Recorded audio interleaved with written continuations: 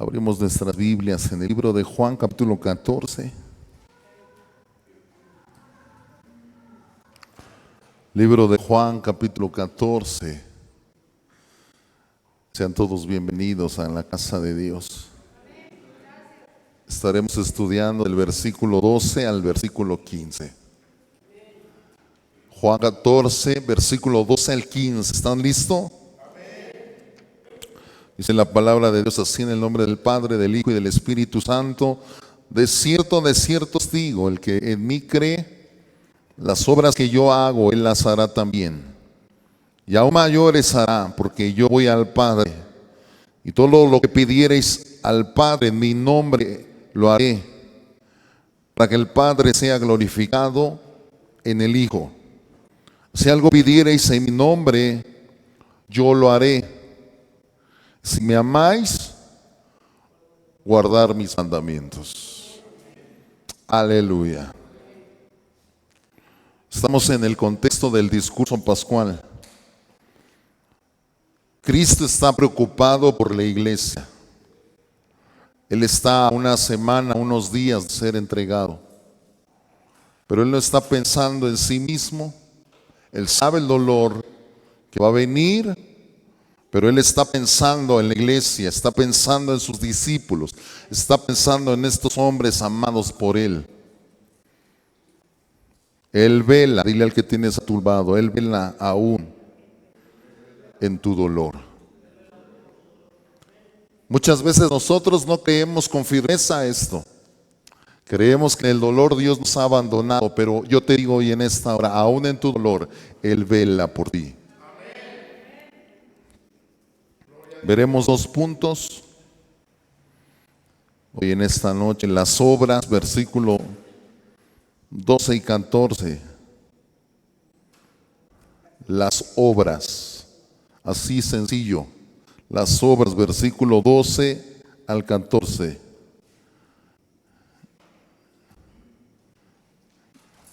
Y punto número 2, versículo 15, guardando los mandamientos.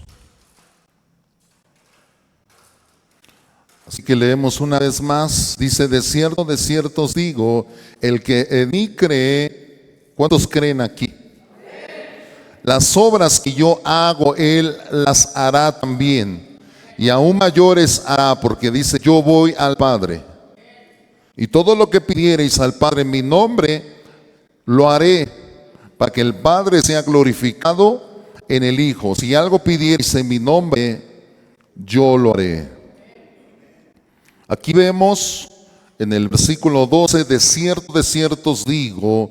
Vemos en este versículo la autoridad establecida de nuestro Señor Jesucristo aquí en la tierra. Hemos visto durante el trayecto de esta exposición del libro de Juan 3 ocasiones donde nuestro Señor Jesucristo ha citado la palabra de cierto. ¿Alguien me dice qué significa esta palabra? De cierto. Su palabra es veraz, gracias, que Él es verdadero. ¿Qué más? Está aquí Él estipulando su señorío. Dile que tienes a tu par. Él es Señor. Él es Dios.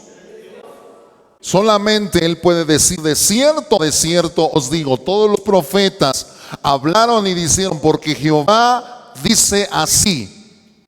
Pero solamente Jesús se atreve a decir y a proclamar: de cierto yo os digo. Hay tres ejemplos. Ejemplo 1, Juan 1:51. Dice: de cierto os digo, que de aquí en adelante veréis el cielo abierto y a los ángeles de Dios que suben y bajan sobre el Hijo del Hombre. Ejemplo número 2, Juan capítulo 3, versículo 3, dice: de cierto te digo, que el que no naciere de nuevo no puede ver el reino de Dios. Jesús hablándole a Nicodemo. Ejemplo número 3, Juan capítulo 6, versículo 47. De cierto os digo, que el que cree en mí tiene vida eterna.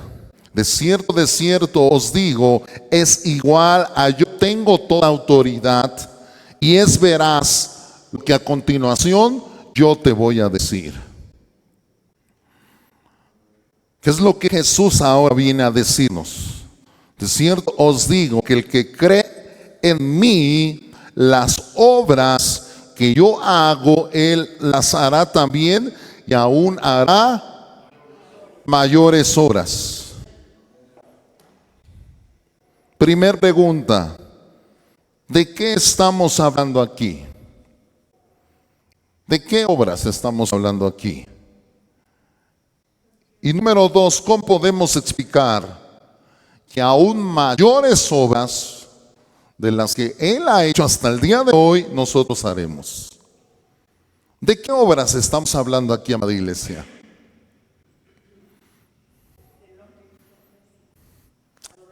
Las obras que hizo Jesús. ¿De qué obras?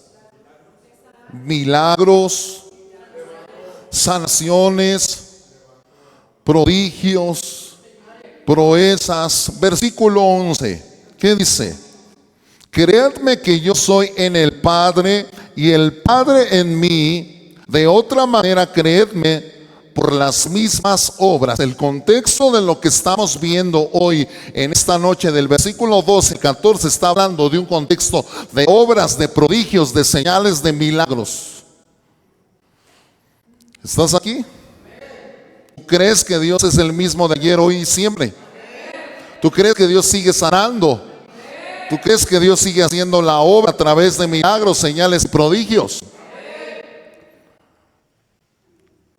Así es. Él sigue haciendo obras. Algo parecido también Jesús dijo en Juan 10:38. Aunque no me creáis a mí, creed a las obras, para que conozcas y creas que el Padre está en mí y yo estoy en el Padre. Obras es igual a milagros. Jesús dice entonces aquí a los 12, ustedes van a hacer milagros, señales, prodigio, pero la parte más sorprendente para nosotros como evangélicos es la parte donde dice que ellos van a hacer mayores obras que las obras que ha hecho hasta el día de hoy nuestro Señor Jesucristo. Como que nos volvemos un poco incrédulos, ¿verdad? ¿Cómo que? ¿A poco yo tendré tanto poder? ¿A poco yo seré capaz de hacer? Al que cree, todo es posible. Si tú crees, ¿no te he dicho que tú verás la gloria de Dios? Aleluya. Existen al menos 6 teorías con respecto a mayores obras que nuestro Señor Jesucristo haremos. Existen al menos 6 teorías que hoy las voy a desglosar, que han surgido a lo largo de los años, que describen a qué se refiere con que mayores cosas, mayores obras nosotros haremos. Teoría número 1. Es una teoría en un sentido geográfico. Jesús se limitó a hacer milagros en Galilea. Luego de repente subía a Judea y bajaba y subía. Lo hemos visto, ¿verdad? El contexto geográfico que abarcaba a nuestro Señor Jesucristo era un contexto geográfico limitado, ¿sí o no? Y esta teoría, en un sentido geográfico, dice que la palabra de Dios se multiplica de manera impresionante después de el derramamiento del Espíritu Santo en el día del Pentecostés. Todo se empieza, dice, y me seréis testigos una vez que haya venido el Espíritu Santo sobre vosotros en Judea, Jerusalén, Judea, Samaria y hasta lo último de la tierra.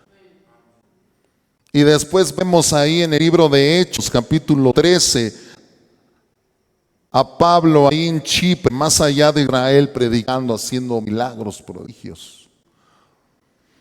Entonces esta teoría en un sentido geográfico dice que nosotros íbamos a expandir geográficamente el reino. Segunda teoría dice que en un sentido cronológico. En un sentido cronológico. ¿Cuántos años estuvo aquí nuestro Señor Jesucristo como ministerio? 3 años y medio, ¿verdad? Eso ya lo tienes bien claro. Y los discípulos que quedaron, desde los más pequeños hasta los más grandes, como el apóstol Juan, que vimos que vive más tiempo, ¿verdad? Él escribe el libro de Juan, de Apocalipsis, en el año 90 aproximadamente después de Cristo. Entonces vemos que el ministerio de los discípulos que siguieron duró más años. En ese sentido cronológico, la segunda teoría habla de que ellos abarcaron más tiempo, más edad. Estoy hablando de teorías, no estoy hablando que esta sea nuestra teoría o nuestra postura. ¿Estamos aquí? Son teorías que se han desarrollado a lo largo de los años. Tercera teoría. Esto es en un sentido histórico redentor. En un sentido histórico redentor. Te voy a leer algo. Dice: todos los milagros que hizo nuestro Señor Jesucristo los realizó antes de su resurrección, estando Él en el pueblo de Israel. Cristo está predicando a los judíos en un periodo que es antes de la cruz y antes de la resurrección. Pero después de la resurrección entramos en los tiempos de la gloria del Mesías. Y en este periodo de exaltación de Cristo, estos milagros iban a ser mayores, ya que testificaban de una mayor gloria del Hijo del Hombre. Ya que Cristo hace sus milagros bajo la sombra de la humillación. Pero después vemos a los 11 discípulos que estaban haciendo milagros a través de un Cristo resucitado que ascendió y fue glorificado. Y son mayores las obras que estos discípulos han hecho en este sentido. Vemos a Jesús diciendo que no hay mayor profeta nacido de mujer que Juan el Bautista. Pero luego agrega: el más pequeño en el reino de Dios es mayor que él. ¿Por qué? Porque Juan vivió su vida precruz. Él fue antes, ¿verdad?, de la muerte, de la resurrección de nuestro Señor Jesucristo. Y todos los discípulos en su ministerio fueron post-cruz. Nuestro Señor Jesucristo vivió una vida de milagros, de prodigios y de señales en la etapa de su humillación. Porque Él, siendo Dios, se humilló a hacerse hombre. Y estando en la condición de hombre, se humilló a hacerse siervo. ¿Estamos aquí? Entonces los milagros de nuestro Señor Jesucristo fueron en su humillación. Pero después nuestro Señor Jesucristo fue a la cruz, ahí murió, resucitó al tercer día, Él ascendió y fue glorificado. Y Él prometió que a través del Espíritu Santo Él seguiría obrando. Entonces los milagros que hicieron después los discípulos son milagros más grandes, porque son milagros en una etapa de un Cristo resucitado, ascendido y glorificado. ¿Se entiende esto?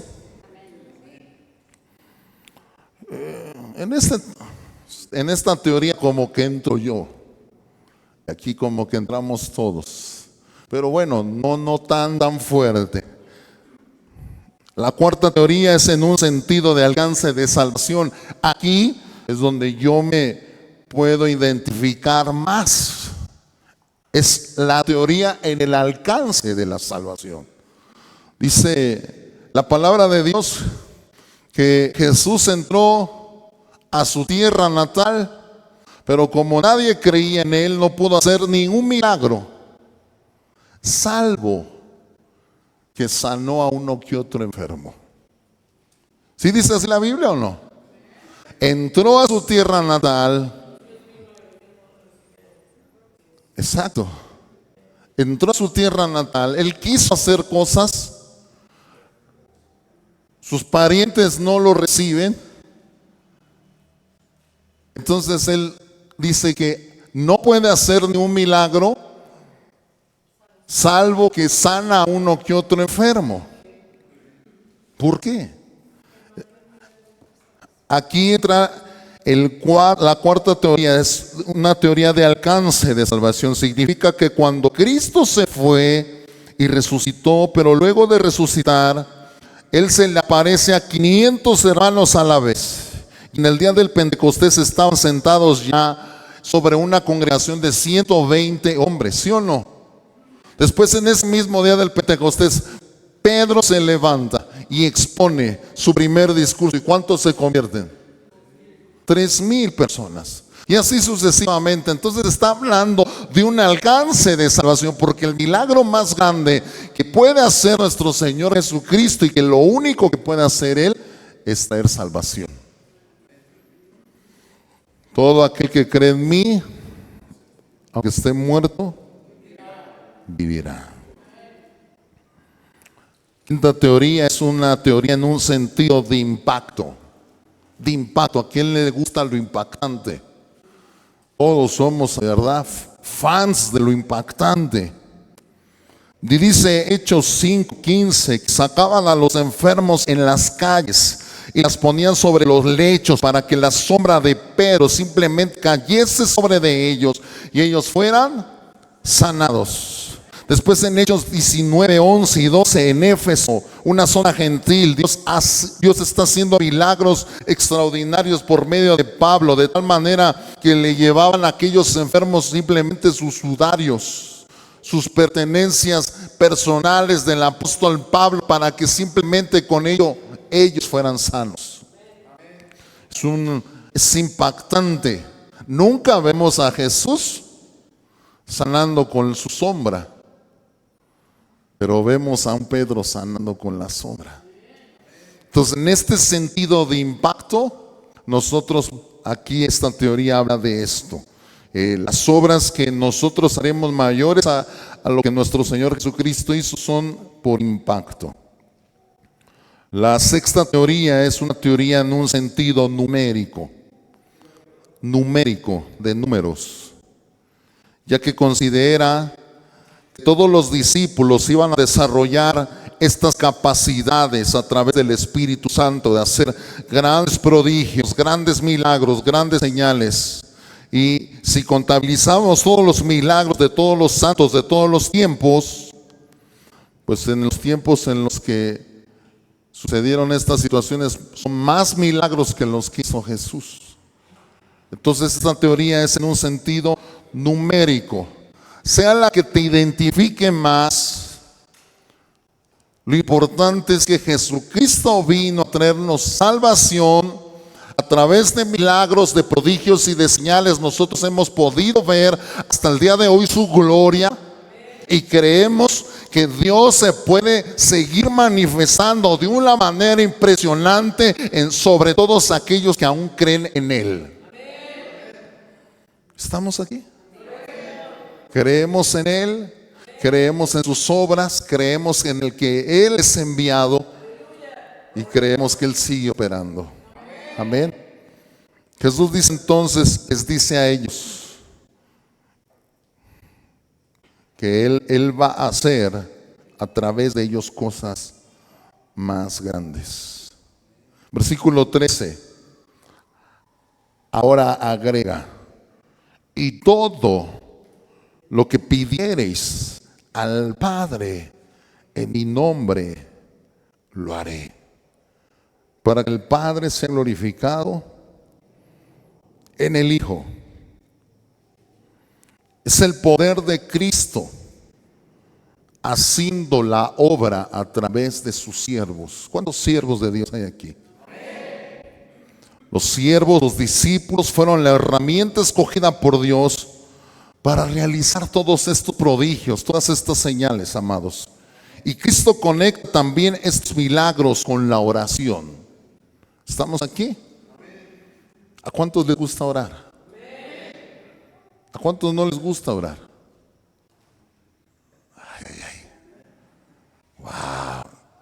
Tengo una iglesia de oración, intercesores, ¿verdad? Muéstrame tus rodillas, todas peladas de tanto que estás ahí postrado, postrada delante de la presencia de Dios. Dice,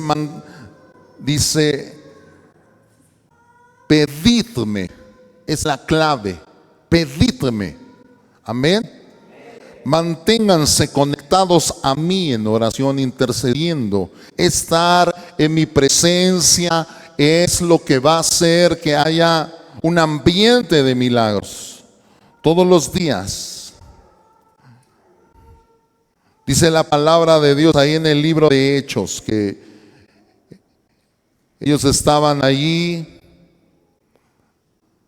orando, unánimes, juntos, y de repente vino sobre de ellos el Espíritu Santo, ¿verdad? ¿Estaban qué? Orando. De repente también más adelante Pedro es encarcelado y dice que la iglesia estaba en oración en una casa, ¿sí o no? Y dice que las puertas fueron abiertas, la primera puerta y luego la segunda puerta fue abierta también.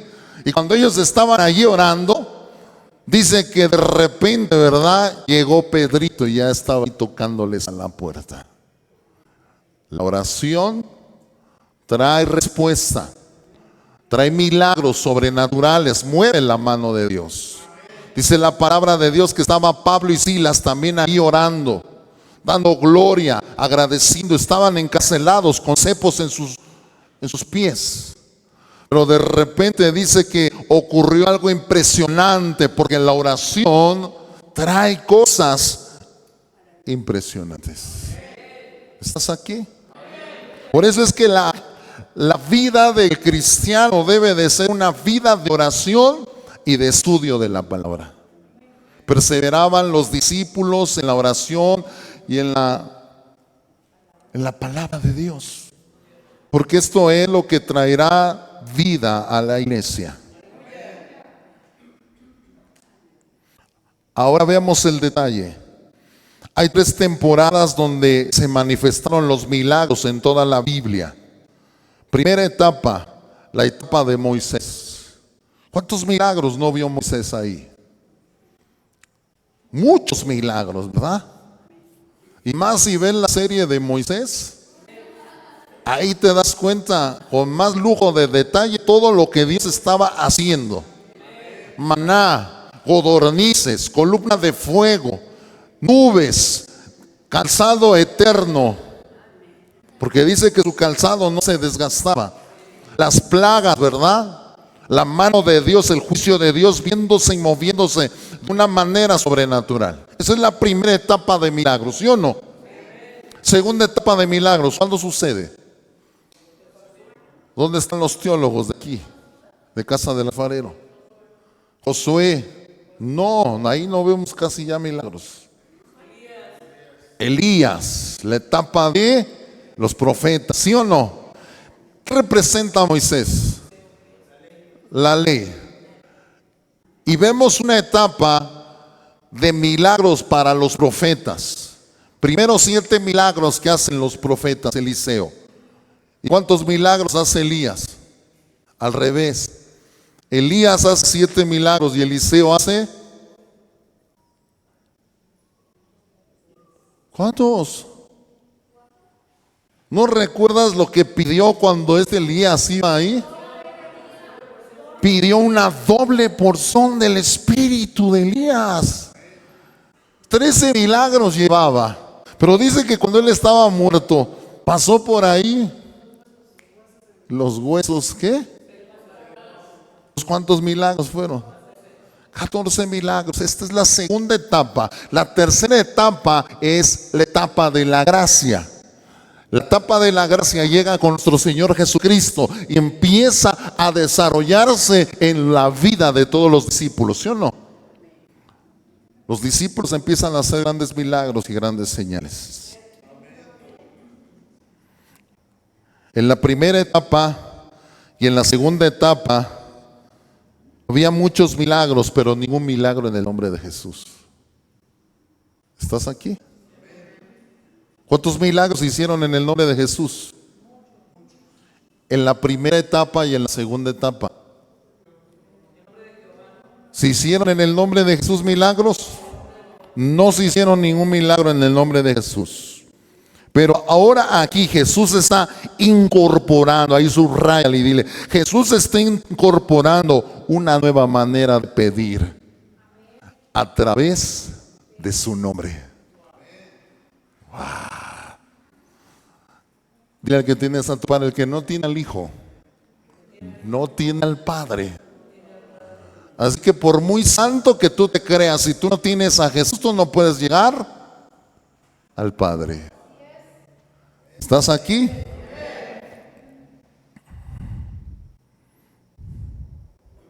Todo lo que pidierais al Padre en mi nombre, os será hecho. ¿Quién es este treintañero que dice que ahora para pedirle a Dios tenemos que pedirle en su nombre? ¿Quién es? Su treintañero común y corriente. El Rey de Reyes. El amor de tu vida. El fiel y el verdadero. ¿Por qué no le das un aplauso a Él? Él lo dijo, ¿sí o no? Todo lo que pidierais en mi nombre,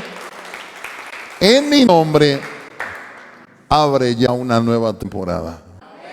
Abre ya una nueva temporada aquí nuestro Señor Jesucristo. En el Antiguo Testamento se oró en un solo nombre. Y aquí lo que hablábamos el domingo. Se oró en un solo nombre, en el nombre de Dios, del Dios de Israel. ¿Sí o no? Salmos 25:11. Dice, por amor a tu nombre, Señor, perdona mi pecado que es grande. Salmo 79:9 dice, ayúdanos, oh Dios, el Dios de nuestra salvación, por la gloria de tu nombre. En paz me acostaré, así mismo dormiré, porque solo tú, mi Señor, mi Dios, me haces vivir confiado. ¿En qué nombre se oraba? En el nombre de Dios, en el nombre del nombre innombrable. ¿Sí o no?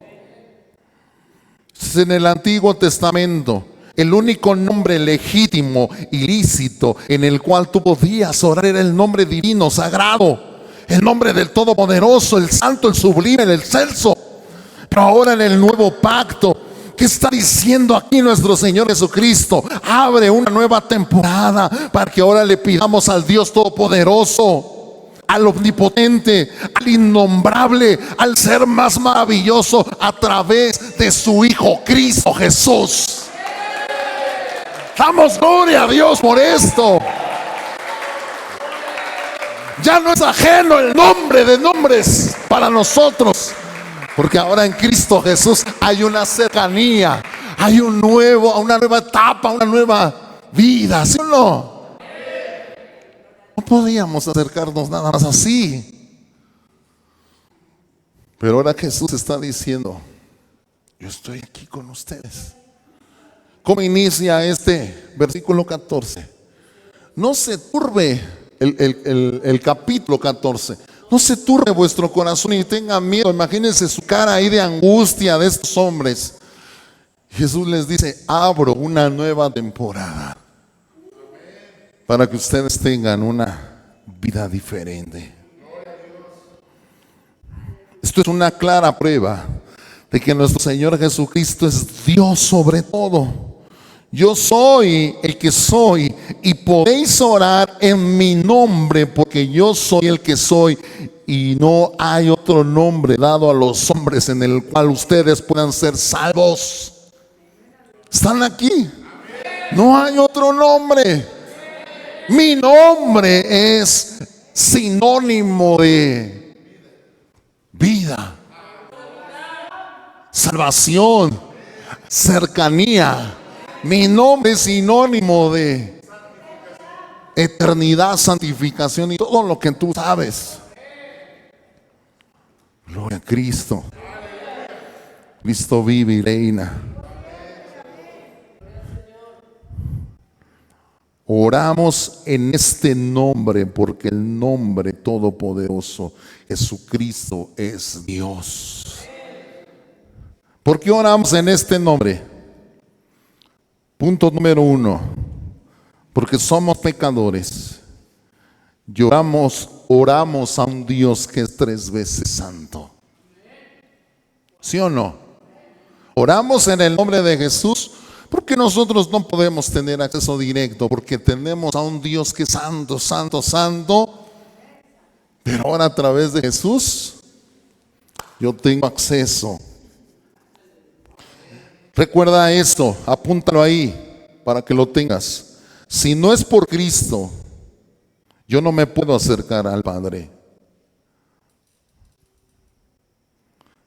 Apúntale ahí, la justicia de Cristo me hace presentable delante del Padre. ¿A cuánto les gusta estar presentables?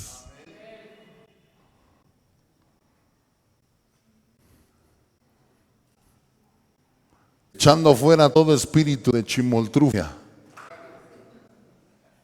de desfachatez, ¿verdad? Nos gusta vernos presentables. Bueno, tú y yo no nos viéramos presentables sin Cristo, pero con Cristo nos vemos presentables para poder acercarnos a nuestro Padre Celestial. Aleluya. Cuando tú oras en el nombre de Jesús, oras a través del Espíritu de Jesús, con la mentalidad de Jesús. Y esto es algo revolucionario, porque tú no debes pensar ¿qué debo orar? Sino debes pensar, ¿qué oraría Cristo? Vuelvo y repito, no debes de pensar en qué debes orar, sino cómo oraría Cristo. ¿Qué oraría Cristo? Cristo.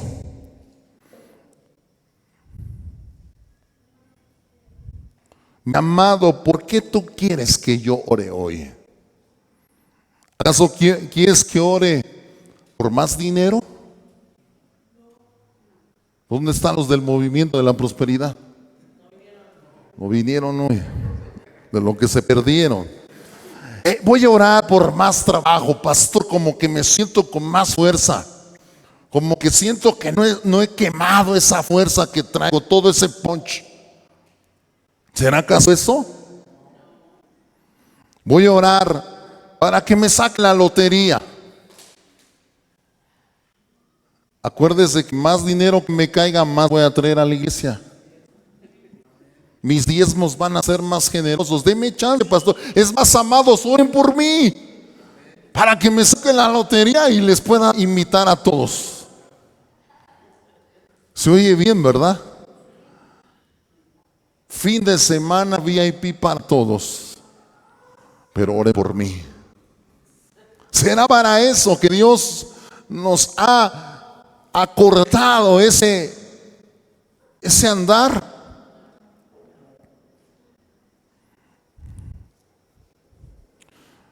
Y comienzo a predicar aquí, amados.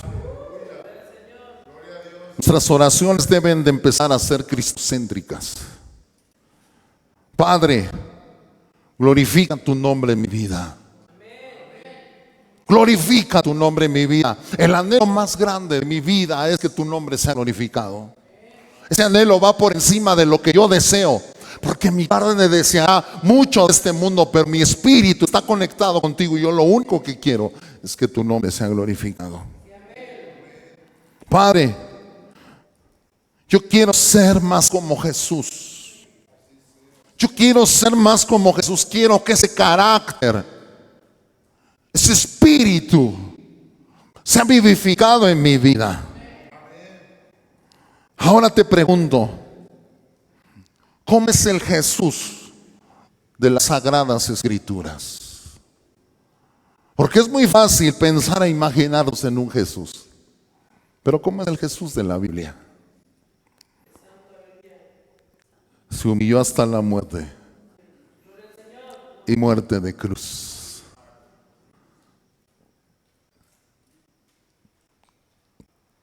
Si el siervo, este siervo sufriente, aceptó cargar con nuestras culpas por amor al mundo condenado, esto es tener misericordia. Dame esa claridad de amor misericordioso, Padre, te lo pido. Si nuestro Señor Jesucristo fue y estuvo dispuesto a entregar su vida por amor a este mundo, Señor, yo quiero ser como Jesús. ¿Qué le tienes que pedir? Dame ese mismo corazón, lleno de misericordia. Que yo no esté viendo a los demás para ver cuánto me pueden beneficiar, sino ayúdame a tener cada día en mente a cuántos yo puedo bendecir si tú estás reflejado en mi vida. ¿Sí o no, amados? El rey fue puesto sobre Sión. Padre, que mi Rey y Salvador esté por encima de mí, que Él sea mi Dios, mi Señor y mi Salvador. Como Él ha sido puesto sobre aquella roca gloriosa, ¿verdad? Que también Él sea todo para mí. El reino de nuestro Señor Jesucristo es seguridad. Dile al que tienes a tu par, es seguridad para todo aquel que abandona su rebelión. Apúntalo. El reino de nuestro Señor Jesucristo es seguridad, pero es seguridad para todo aquel que abandona su rebelión. ¿Cómo tenemos que pedirle, Señor, quita toda rebeldía de mi corazón? Quita todo espíritu que se opone a tu verdad. La verdad de Dios está establecida en su palabra, pero hay una fuerza que aún opera en nosotros, que quiere por todos los medios ir en contra de la voluntad de Dios. Y Dios trae seguridad a aquel que le entrega la vida a Cristo. Que tú le digas a Dios, quita de mi corazón si has hallado algo inmundo y santifícame en ti, Señor. No bendigas las decisiones que yo tomé si no es tu voluntad. Hazme entender qué es lo que tú quieres de mí. No quiero depender de mis recursos, quiero depender de ti. Quiero que tu nombre, Emmanuel, sea una verdad en mi corazón. Porque yo quiero confiar en esa palabra. Ponle ahí lo que significa Emmanuel. Ahí, Emmanuel. Se ha oído, ¿verdad? Que significa Dios con nosotros. ¿Sabes qué? ¿Quieres oír otro significado de Emmanuel? El que nunca abandona su propósito. El que nunca abandona su propósito. Hay propósito de Dios en tu vida. Él está cerca de ti. Dice, Emmanuel es Dios con nosotros. Él no nos abandona. Somos su propósito. Pero tú tienes que entender algo. Cuando Dios está cerca de ti, también tiene que haber un temor reverencial delante de su presencia. Si tú estás consciente que Él está cerca de ti, ¿cómo te comportas, amado? Tu comportamiento, tus pensamientos, tu manera de ver, tu manera de hablar, tu manera de expresarte tiene que cambiar. Pídele a Dios, yo sé que tú estás cerca de mí. Yo sé que tu presencia está cerca de mí. Ayúdame a ser consciente de eso. Porque quiero agradarte. Porque no quiero, Señor, ser una piedra de tropiezo para mis generaciones, para mi esposa, mi esposo, mi familia. Yo quiero estar consciente y siempre caminar en mi vida consciente que tú estás cerca, que tú no me vas a abandonar. Y yo responder con gratitud, con amor, con pasión, con fe. Ya se están desinflando las peticiones de lotería y de ¿verdad? Así como que, ay, pastor, ayúdame, Señor, a quitar de mi vida toda parcialidad. Wow. Me quiero entregar totalmente en tus brazos. Quita de mi vida todo desánimo, todo doble ánimo, todo espíritu que no me deje ser firme. Porque yo quiero que mi sí sea sí y mi no sea no. Que cuando yo dije yo amo a mi Dios con todo mi corazón, con toda mi mente, con todas mis fuerzas y mi alma, ese sea mi manera de vivir. Porque aquí ya doble ánimo ya no hay. No hay ni doble A ni doble ánimo. Aquí somos hijos de Dios, que sabemos pedir como conviene. ¿Por qué podemos pedir como conviene? Porque está el Espíritu Santo. Zacarías 9:9 habla de cómo el rey, es una profecía mesiánica, ahí apúntala. Zacarías 9:9 dice que aquel rey de gloria va a entrar montado en un pollino. Ni el pollino le quitó la gloria, ni la gloria le quitó la humildad. ¿Entiendes esto? Dice la palabra que tú y yo fuimos hechos reyes y sacerdotes.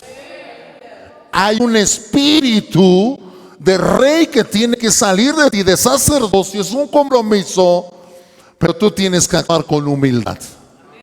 La humildad te tiene que caracterizar. Tu servicio debe de ser un servicio de rey. ¿Cómo? Excelente. Pero tu humildad debe de hablar antes que cualquier arrogancia. No, si estoy sirviendo, soy rey, soy sacerdote. A ver, Luis, por allá. Mi amados, ¿qué le tenemos que pedir a Dios? Sensibiliza mi corazón. Que yo pueda tener un trato correcto con mis hermanos, ¿verdad? Que yo pueda tener un trato correcto con mi esposa. Que yo pueda tener un trato correcto hasta con mi suegra. La suegra la amo, aunque otros no amen a su suegra, yo la amo. La amo.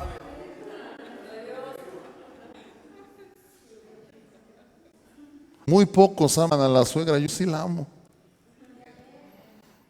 Señor, ayúdame a sensibilizarme con las necesidades de aquellos, ¿verdad?, que están empezando, para instruirlos, para capacitarlos, para adiestrarlos, porque yo quiero tratarlos como tú los tratas.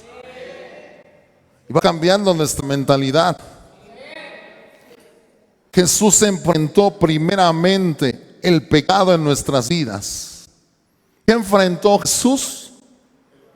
El pecado en nuestras vidas, nuestra iniquidad, nuestra desviación. Eso es lo primero que enfrentó nuestro Señor Jesucristo. Y todo lo demás es ganancia. Si tú me quieres sanar, sáname, yo soy salvo. El pecado ya no se enseñorea de mí. Yo llevo una vida libre. Mi vida te pertenece, Señor. En el libro de Apocalipsis, ¿sabes algo que me impresionó? Aquí nada de que nadie va a adorar. Dice la palabra de Dios que todo lo que respira alabe a Jehová. Y mucha gente dice, no, yo cómo voy a adorar. Pero dice que aquellos que no adoraron a Dios, adoraron a la bestia. O sea que aquí no hay dos tintas. Yo me voy a quedar en ningún lado. Yo aquí soy imparcial. No, o adoras a Cristo o adoras al diablo. Señor, ayúdame a mantenerme firme a ti, a adorarte a ti en todo momento. Que cuando mi vida esté para demostrar cuánto te amo, cuánto te exalto, yo lo haga con todo mi corazón. Aleluya. Dios, ayúdame a tener paciencia en mi formación, en mi fe y en mi proceso. ¿Cuánta paciencia nos hace falta, amados? Transforma antes de mi situación económica mi manera de cómo te veo a ti, porque tú estás por encima de toda bendición económica. Yo no quiero tener idolatrías. Lo único que quiero es a ti. Jesús sirvió sin dejar de ser rey. Yo quiero servir con una mentalidad de reino, pero con una postura correcta. Cuando nosotros vemos, dice, y todo lo que pidiereis al Padre en mi nombre, habrá una nueva temporada, yo lo haré. Pero esto que tú estás pidiendo debe de glorificar al Padre. Debe de estar alineado. Porque cuando tú te enfocas en pedir a través de Jesús, Jesús es santo, Jesús es digno. Entonces el carácter de Jesús debe de hablar por ti en tu petición. No debes hablar tú. No debe de hablar tu idolatría. Debe de hablar el carácter de Jesús. Si algo pidiereis en mi nombre, yo lo haré. Cuando tú oras en el nombre de Jesucristo, según la voluntad de nuestro Señor, las cosas empiezan a suceder. 3 aplicaciones prácticas para la iglesia. Número 1, cuando tú te acerques al Padre en el nombre de Jesús, recuerda que automáticamente cambia la atmósfera. Cambia todo. Porque en el nombre de Jesús hay un deleite en el Padre. El Padre se deleita en el Hijo. Y si tú te acercas en el nombre del Hijo, cambia totalmente la atmósfera y las cosas empiezan a suceder. Hablando porque estás conectado en el mismo espíritu. Mateo 6:9. Ora al Padre en el nombre de Jesús. Todo lo que tú pidas, siempre pídelo en el nombre de Jesús. Dios es Dios de milagros. Y el Dios que está en el trono es todopoderoso para responder a nuestras oraciones. La pregunta es, ¿quiere Dios sanar a toda la gente? La respuesta es no. Pero nosotros no perdemos nada orando. Y el Dios que está sentado, que tiene poder, sabrá lo que debe hacer. Pero nosotros debemos orar creyendo que Él es capaz de hacerlo y Él puede hacerlo. Cuando Dios entra en escena, todo es posible. Y la prueba viviente de esto es esta reunión. Tú y yo hoy estamos congregados porque hubo una intervención divina en nuestros corazones. ¿Sí o no? Corazón durote que yo tenía, mi amado, y tú no te quedas atrás. Pero Dios vino y hizo una intervención quirúrgica en nuestros corazones. Y nuestros corazones pasaron a ser un corazón así tiernito, como los del pollo que vende nuestro hermano Ricardo. Así tiernito, chiquito, ¿verdad? Porque fue quebrantado. Gloria a Dios, mis amados. Debemos hablar oraciones centradas en nuestro Señor Jesucristo, no en nosotros. Esa vendría siendo la tercera aplicación práctica para la iglesia. Busca primeramente el reino de Dios y su justicia, y todo lo demás vendrá. No pierdas el espíritu de un verdadero hijo, que es manifestar en todo momento el carácter de Dios. Y lo que debemos orar es: Dios, dame ese carácter, glorifica tu nombre a través de mi vida, úsame, Señor. Oraciones pecaminosas cada día menos en nuestras vidas. Te digo que de repente no te resbales. Señor, dame 200,000 pesos. Dios, tú sabes que yo no quiero trabajar en un mes. Amado, quiero servirte. Ay, dice Dios, ay, sí, hijo. Lo bueno que estamos en el tiempo de la gracia. Pero cada día esas oraciones pecaminosas ya que tienen que ir saliendo, porque nuestro corazón ya no está inclinado a este mundo, nuestro corazón ahora está inclinado a Él. Y Él sabe lo que nosotros necesitamos, inclusive antes, pero Él sabe cuándo nos los da. Tú no te afanes por eso, búscalo a Él, enamórate de Él. Que su presencia sea lo más hermoso que tú tengas en esta vida. Conclusión. El siervo es llevado como cordero al matadero y permanece en silencio. Su silencio no representa incapacidad. No indica que carezca de defensa. Revela sumisión total. ¿Escuchaste esto? Lo voy a volver a repetir. El siervo es llevado como cordero al matadero. ¿Quién es este siervo? Nuestro Señor Jesucristo. Y permanece en silencio. Y su silencio no representa incapacidad. No indica que carezca de defensa. Revela una sumisión total y voluntaria. ¿Por qué obedeces tú? ¿Por qué no te defiendes ante tus enemigos? ¿Porque no tengas defensa? Muchas veces tienes defensa, otras no. Pero aun cuando tú tengas defensa, no te defiendas. Hay una sumisión que Dios quiere manifestar en nosotros. Y esa sumisión llega cuando nosotros le entregamos a Dios nuestra defensa. Que tu defensa me guarde, me guíe y me cubra. Él podía protestar, pero nunca abandonar su misión.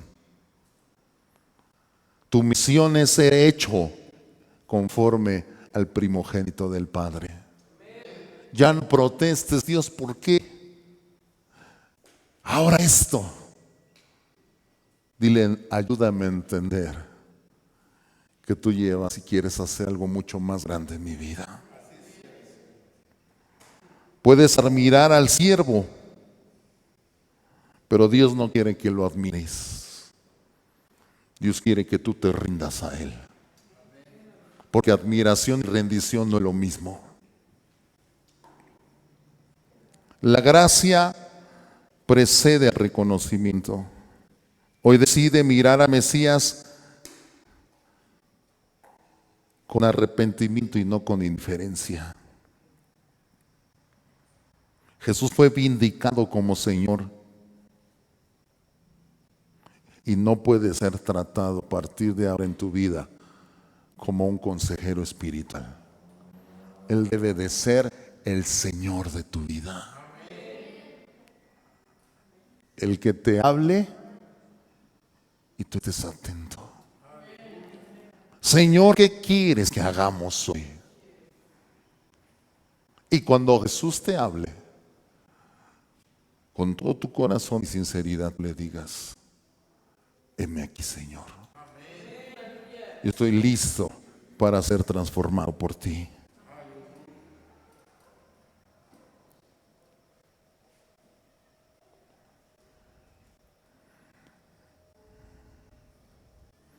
El confiar en Jesús muchas veces va a implicar abandonar la confianza que tienes en tu propia justicia. Pero Dios te habla y te hace un llamado hoy en esta noche a que dejes tu autojusticia, que dejes el pecado, que vengas a Él en arrepentimiento, en fe, y vengas a recibir la provisión que Dios tiene para tu vida. Puede haber muchas manifestaciones de milagros. Nosotros creemos en los milagros. Pero lo que Dios quiere hacer va mucho más allá de milagros. Lo que Dios quiere hacer en tu vida es que haya un total reconocimiento de quién es Él. Que tú seas capaz de dejar todo por Él. Que vengas a Él en arrepentimiento y fe y le digas, Señor, ahora mi vida, a partir de ahora está en tus manos. Tómala. Porque te pertenece. Dale gloria a Dios, aleluya. Cristo vive. Cristo reina. Y leemos el versículo 15 a la cuenta de 3, unánimes. 1, 2, 3. Si me amáis, guardad mis mandamientos. Y tú respondes, sí, Señor, yo lo haré. Amén. Gloria a Dios, aleluya. Cristo vive. A Él sea la gloria y la honra por los siglos de los siglos. Amén. Aleluya.